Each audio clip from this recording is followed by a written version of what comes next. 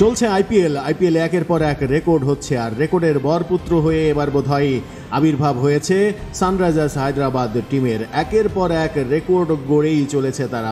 287 রানের রেকর্ড তাদের দখলে, এর আগে 277 রানের রেকর্ডও তাদের দখলে ছিল। নিজেরাই নিজেদের রেকর্ড ভাঙা গড়ার খেলা খেলছে, আর সেই রেকর্ডের পথে অন্যতম সৈনিক ট্রাভিস হেড, অস্ট্রেলিয়ান এই বিশ্বকাপ জয়ী সদস্য।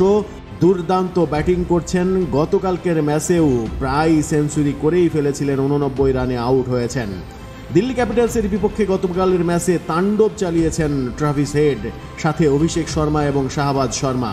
হেড আর অভিষেকের ঝড়ে পাওয়ার প্লেতে 125 রান এসেছিল। এক পর্যায়ে মনে হচ্ছিল 300-র বেশি রান হয়ে যাবে, কিন্তু হেড ক্লাসেনদের আউট হয়ে যাওয়ার পরে সেটি আর হয়নি। হায়দ্রাবাদের হয়ে এবার শুরু থেকেই ভয় ধারণা ব্যাটিং করে আসছেন ট্রাভিস হেড। এখন পর্যন্ত ইনিংস খেলেছেন 6টি, 216 তার স্ট্রাইক রেট, রান করেছেন 324। হায়দ্রাবাদের দ্বিতীয় এবং নিজের প্রথম ম্যাচে মুম্বাইয়ের বিপক্ষে 18 বলে 50, 24 বলে 62 রান এমন ইনিংস খেলেন। এরপর বেঙ্গালুরুর বিপক্ষে 39 বলে সেঞ্চুরি, সেদিন 50 করেছিলেন 16 বলে।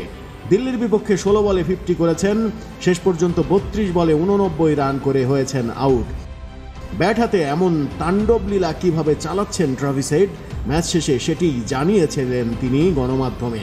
অস্ট্রেলিয়ার এই দুর্দান্ত মারকুটে ওপেনার বলেছেন, এটা দারুণ, আমরা ভালো সময় কাটাচ্ছি, শান্ত থেকে বল মারার চেষ্টা করেছি, বিষয়গুলো সহজভাবে দেখা, বলের মেধা অনুযায়ী খেলাটা জরুরি, ছন্দ ধরে রাখতে পেরে সন্তুষ্ট আমি। অভিষেক শর্মা, ট্রাভিস হেডের সঙ্গে ক্লাসেনরা যে ঝড় তুলছেন, সেই ঝড়ে এখন পর্যন্ত 287 রানের সর্বোচ্চ ইনিংস দেখা গেছে।